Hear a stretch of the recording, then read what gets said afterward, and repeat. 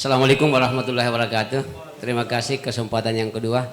Jadi Pak saudara-saudaraku, terutama Komisioner KPU, saya kira kita bisa dengarkan tadi dari beberapa pembicara yang menanggapi kita punya tema pada hari ini, umumnya mempersoalkan kenapa persoalan dapil ini terburu-buru. Tadi saya sudah katakan bahwa secara pribadi saya setuju dengan perubahan dapil, tetapi momennya yang tidak tepat. Coba bayangkan Pak, saya dari tahun 2019 akhir saya sudah melaksanakan reses di dapil saya,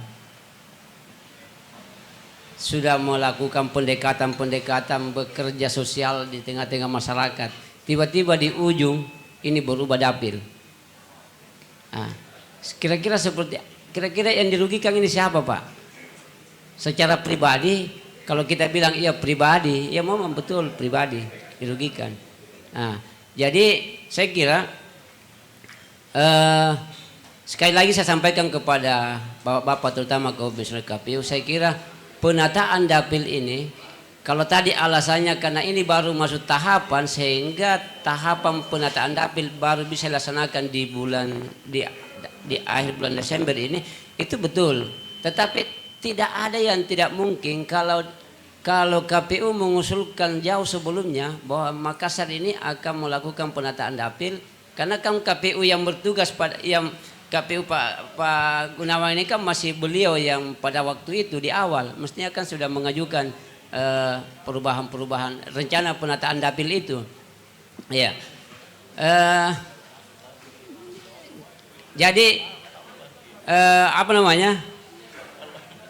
saya berharap ini KPU Kota Makassar untuk meninjau ulang. Saya kira persoalan KPU Kota Makassar sudah menyurat ke provinsi, menyurat ke KPU RI. Saya kira ini kan administrasi. Bisa saja KPU Makassar melalui pertemuan kita pada hari ini menjadi rekomendasi bahwa ada masukan dari masyarakat, karena sekali lagi saya sampaikan kepada bapak-bapak dan khalayak umum bahwa FGD yang dilakukan oleh KPU Kota Makassar di Klaro pada waktu itu saya anggap tidak lengkap, tidak sempurna. Kenapa? Yang datang pada waktu itu hanya LO partai politik, LO partai politik. Kemudian tokoh-tokoh masyarakat yang paham tentang dapil ini ya tidak semua paham Pak. Iya, tidak semua paham. Iya, yang ada di pikirannya, apalagi kalau akademisi yang dipanggil Pak, dia pasti bicara tentang bagaimana sistematisnya pelaksanaan pemilu. Ya. Kemudian Bapak Ibu sekalian saya hormati saudaraku, kemudian terkait tadi bagaimana perubahan dapil itu pemekaran yang menjadi persoalan di KPU. Saya kira KPU bisa saja mengusulkan kepada pemerintah Kota Makassar, kalau ini kepentingan KPU mengusulkan kepada pemerintah untuk mempercepat proses pemekaran kelurahan yang memang penduduknya jumlah besar. Tetapi sekali lagi saya sampaikan kepada Bapak Ibu sekalian bahwa dampak dari pemekaran satu kelurahan, setiap kelurahan itu sangat besar.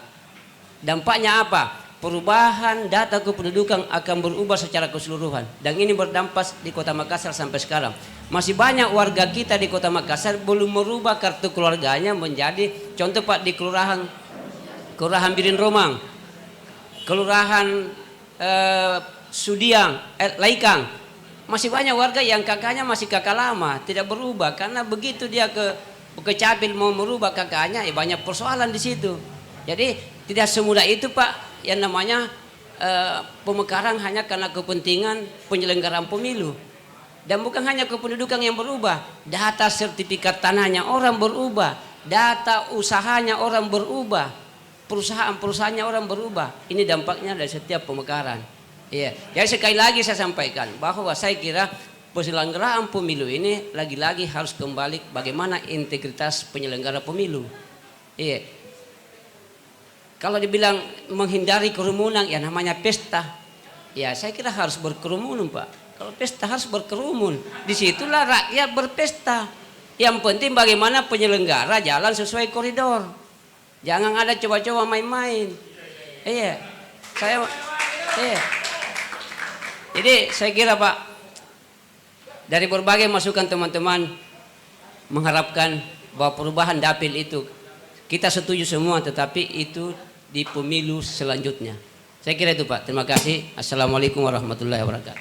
Ya, baik. Makasih Pak Hamzah.